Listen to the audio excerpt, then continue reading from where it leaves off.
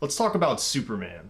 I feel like the popular perception of Superman is that he's bland, sort of the most normal superhero, nothing really weird about him. To you, Superman is like the vanilla ice cream with no toppings of the superhero world. It's just plain, down the middle, regular Superman. You don't really think of him as that weird or out there, like you might think of Doctor Strange or Guardians of the Galaxy. But Superman used to be the weirdest and most surreal superhero around. From the late 50s to the late 60s, the height of the Silver Age, it seemed like anything could happen in your average Superman comic. Every story was aggressively absurd and strange. And I'm sure it wasn't a coincidence that a lot of these issues involved Superman being transformed, usually by red kryptonite, into weird and dreamlike distortions, when at the same time, society was undergoing an intense period of transformation. Let me give you just a couple examples of typical Silver Age weirdness. One time, Superman was transformed into a humanoid lion by a descendant of Circe, not the Game of Thrones character, the Greek mythological sorceress most famous for turning Odysseus's men into pigs. Oh, also she's an alien, because of course she is. Or there was that time Brainiac shrank Superman and the Daily Planet staff down to action figure size, which really isn't even that bad of a day for Silver Age Superman. That's like the equivalent of spilling coffee on your tie for him. Then there was that two-part story where red kryptonite split him into an evil, tyrannical Superman who became self-declared king of the earth, and a rebellious Clark Kent who led an underground movement of insurgents to overthrow himself by becoming a metallo-robot with a kryptonite heart. Is all of this weird enough for you yet? No? I'll turn this YouTube video around right now. Don't test me. And these aren't cherry-picked examples. You'll notice I didn't include a single Mr. Mxyzptlk story in there. By the way, it is pronounced Mxyzptlk, not Mxyzptlk. That's just ridiculous. And yes, this is a hill I'm prepared to die on. But I could spend weeks just breaking down all the craziest Silver Age stories. So today I want to focus on one of my all-time favorite Superman comics. Not necessarily the best, you won't find it on any top 10 list, but it's one of my favorites and a forgotten classic. Action Comics number 344. Curt Swan, maybe the most iconic Superman artist, illustrated the cover, and it is one of the weirdest, and in my opinion, greatest Superman covers. It shows Clark Kent tossing and turning in his sleep, with a clearly disturbed look on his face. One fist is balled tightly, the other clenches the sheets. He looks helpless, even tortured. A huge thought balloon looms over him and takes up 3/4 of the page. It depicts his dream, which is an abstract idea for a cover, even for Silver Age Superman covers, to represent mental imagery rather than something purely physical.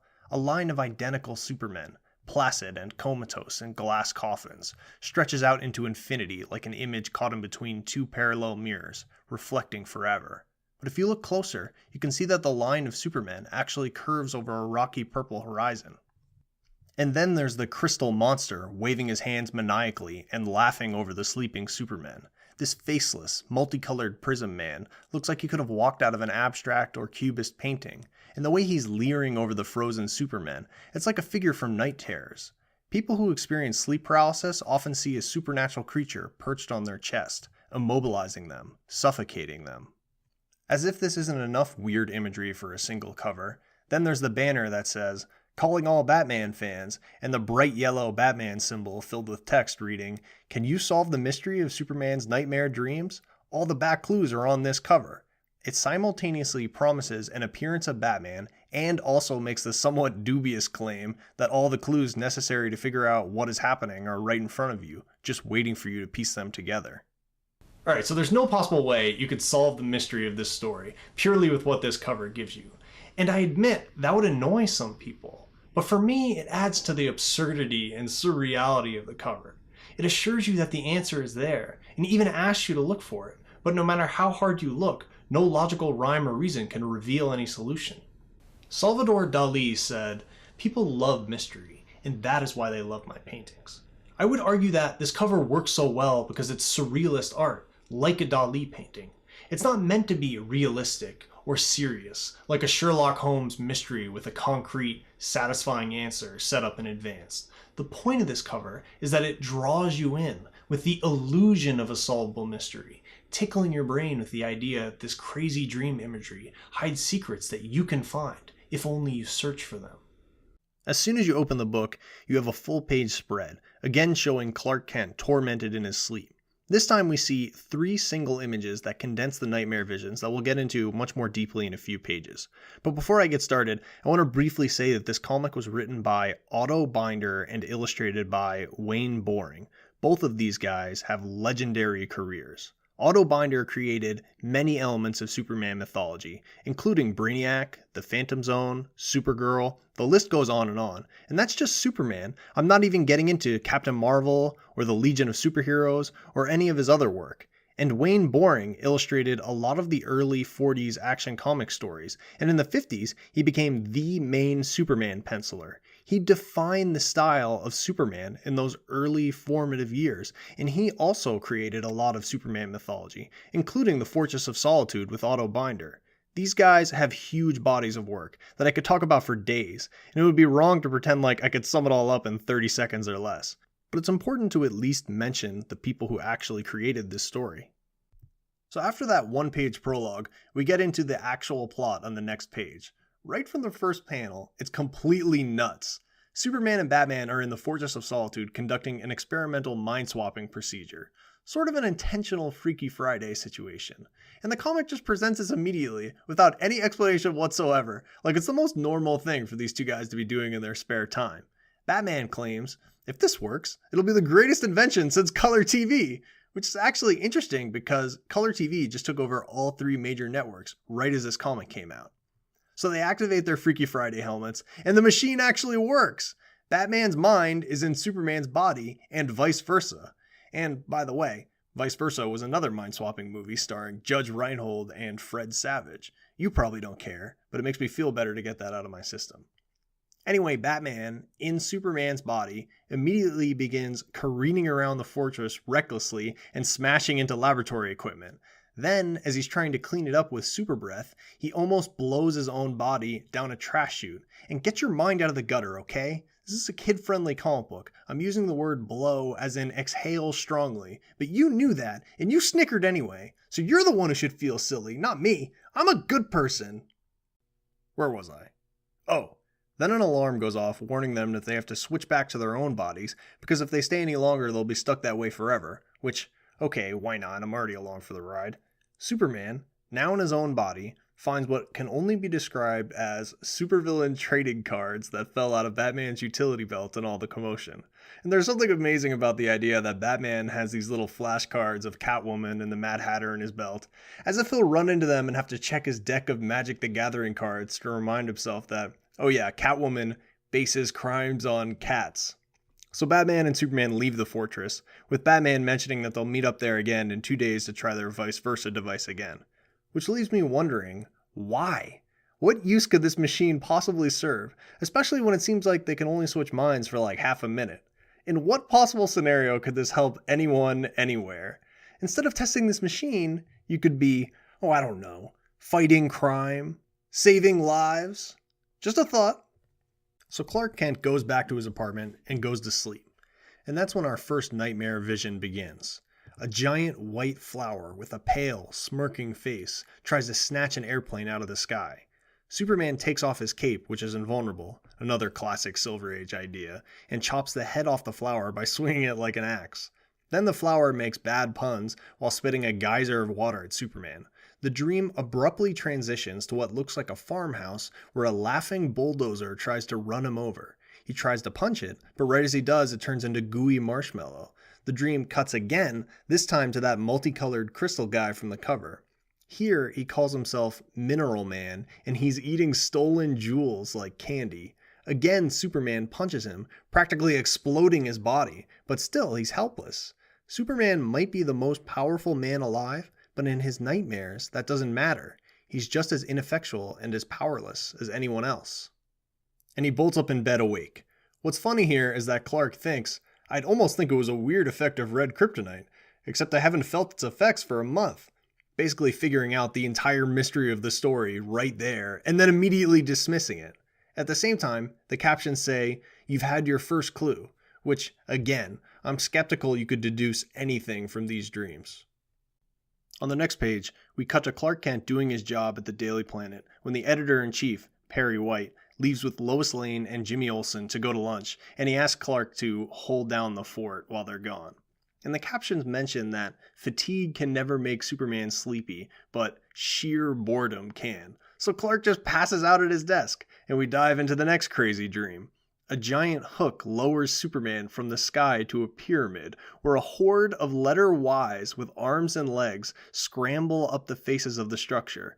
Superman tears through them like a whirlwind, only to end up asking himself, both in the dream and as Clark talking in his sleep, why? Over 50 years later, I still don't have the answer to that question. Then a giant animated Sphinx statue attacks him, posing a riddle to him. When does the emerald conquer the ruby and the sapphire? And it's likely he never read this obscure issue because basically no one alive but me has, but it reminds me of Grant Morrison's Ultra Sphinx, which appears in All-Star Superman and also asks a similar unanswerable question. Superman doesn't even try to solve the riddle, he just tears the Sphinx's stone jaw off by wrenching his mouth too wide. Meanwhile, in his sleep, Clark Kent mumbles out loud, "A maddening mystery that even I, Superman, can't answer," right as Perry White walks back in. So he just accidentally gave away his secret identity to the editor-in-chief of a major newspaper, but then he just plays it off like, yeah, it was really silly to dream that I was Superman, right? And Perry White buys it instantly, like, yeah, you're a dork, Clark, everybody knows that. Now get back to work. This is something about Superman that I think a lot of people struggle with. The idea that no one realizes Clark Kent is Superman, even though they look identical and he's surrounded by investigative journalists all day. Here's the thing though, it's a joke. It's meant to be tongue-in-cheek, whimsical and silly, not literal. It makes the reader feel like they're in on an inside joke that nobody in the story gets. Refusing to accept that Clark Kent could hide his identity with a pair of glasses, it's like watching an episode of The Office and saying, oh, well, this is stupid. This Michael Scott guy would have been fired years ago and sued for harassment dozens of times. The whole premise is that Michael Scott is absurdly, comically bad at his job. And if you stubbornly refuse to buy into that, I think you're missing out on a lot of fun. And if you take it too seriously, if you're just unwilling to accept the premise that no one sees that Clark Kent is Superman, even though it's glaringly obvious, then the joke's kind of on you. Anyway, so Superman goes back home and goes to sleep for his final and most surreal dream. It opens with that line of identical Supermen encased in glass coffins, but now we find out that they're actually blocks of ice, and we see giant mushrooms on the horizon. And as I said earlier, this comic came out in 1966, right in the middle of the 60s counterculture revolution, so you can draw your own conclusions about that. I'm not going to spoon feed you everything, you've got to meet me halfway here. The Supermen burst out of the ice blocks and sort of merge together, without the comic telling you why there were all these Superman duplicates in the first place, or even Superman questioning what he's doing, which is perfect because it has the disconnected, confused logic of an actual dream. Then the mushrooms start firing giant toads at Superman, and he knocks them all over with a block of ice, like throwing a strike with a bowling ball. In the next panel, a flock of giant birds start pecking at Superman, culminating with an even bigger robin hurling an enormous egg at him, which follows him around like a homing missile until ultimately it crashes into him and explodes yolk everywhere. Now Clark Kent wakes up, and again, the captions tell us we've seen all three clues, enough to solve the mystery. So you tell me, do you feel like you have enough information right now to figure out what's happening here? Come on, be honest. So Superman flies back to the Fortress of Solitude to meet up with Batman for that redo of the Freaky Friday experiment that they scheduled earlier. And Superman tells Batman all about his crazy dreams, which really that seems like something that should be reserved for his therapist, but then again, knowing Batman, he's probably rigorously trained in Jungian dream analysis, so fair enough.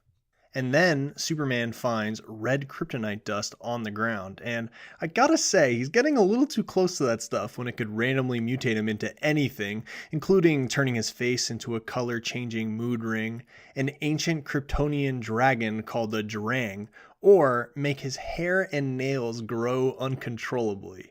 I'm just saying, keep a safe distance, I don't know. Now, Batman listens to all of this and immediately solves the mystery, because, you know, world's greatest detective and all that. And he explains that when he was in Superman's body, he accidentally blew open a lead box of red kryptonite. But at the time, Superman's mind was inside of Batman's human body. So Superman didn't feel the effects of red kryptonite in over a month because his body wasn't exposed to it, only his mind. And just as his brain was riddled with red kryptonite radiation, those supervillain trading cards flashed before his eyes, seeding his subconscious mind with the imagery. So, just like Clark immediately guessed, the entire mystery of this comic was as simple as red kryptonite exposure, with the barest minimum of a twist that it was his mind that was affected, not his body. Superman and Batman go on to explain that all of the features of his insane, surreal nightmares came from the supervillain cards. The pale-faced, laughing flower was the Joker, the marching wise and the riddling Sphinx was the Riddler, and there's even the interesting detail that the skyhook symbolized an upside-down question mark, because the Riddler card was upside down when he saw it. In the last dream, with the blocks of ice, the mushrooms, and the bird attack, they all represented the penguin, with the ice relating to the Antarctic, the toadstool resembling the arching tops of umbrellas, and the giant birds, well, as Superman puts it, they symbolized his bird crimes. In the final dream image, the robin with its homing egg, Batman explains that it represented Robin, his crime-fighting partner. In the last panel, the comic ends with Superman realizing the answer to the Sphinx's riddle. When does the emerald conquer the ruby and the sapphire? Emerald corresponded with green kryptonite, which can conquer the ruby and sapphire, or red and blue, of Superman. And that's it. That's the whole story. Batman wraps everything up with a joke about his enemies driving Superman bats, and then it's the end, followed by an ad for an upcoming issue of World's Finest, where Superman and Batman fight to the death like gladiators in front of a crowd of cheering supervillains, which, personally, I don't know about you, but I'd like to read that. People think of Superman as the most bland, the most normal superhero. Action Comics 344 is unapologetically weird. The entire plot of the issue is nothing but Superman's red kryptonite-induced hallucinations with absurd dream sequences that would be right at home alongside surrealist art. There's no external obstacle or outside antagonist in the story. The only antagonist is Superman's own unconscious mind, and that's interesting, abstract storytelling for what people think of as the most by-the-numbers superhero. I think a problem people have with Superman is that they find him unrelatable because he's so overwhelmingly powerful. How can you tell a story about a character that's nearly omnipotent and have any obstacles or compelling conflicts? And without any conflict, there's nothing to relate to. There's no story. But in this comic, it doesn't matter in the slightest how powerful Superman is. In his dreams, he's just as helpless and just as confused as anyone else. And that's the key to telling good Superman stories. It's not about his vast superpowers. That's not really what's interesting about the character. Nobody connects emotionally to flying at near light speeds, or throwing a punch with 100 tons of force behind it, or shooting laser beams out of your eyeballs. Don't get me wrong, all that stuff's cool, but it's not enough to hit you in the heart. It's not enough to make you care. The key to telling relatable, compelling Superman stories is finding universal experiences that everyone can relate to, despite how awesomely powerful Superman is. And sometimes you've got to get pretty creative and pretty weird to do that, and that's the challenge of writing for such a powerful character. Everyone can relate to having bad dreams. It's a universal experience, and that's why Action Comics 344 is one of my favorite Superman comics. And it doesn't take itself too seriously. It doesn't even necessarily make sense, but it's not supposed to. That's not the point. It's a fairy tale with surreal, dream world logic, but it still achieves the goal of giving a credible obstacle for a nearly all-powerful character. And it's a perfect example of just how weird and how much fun Superman can be.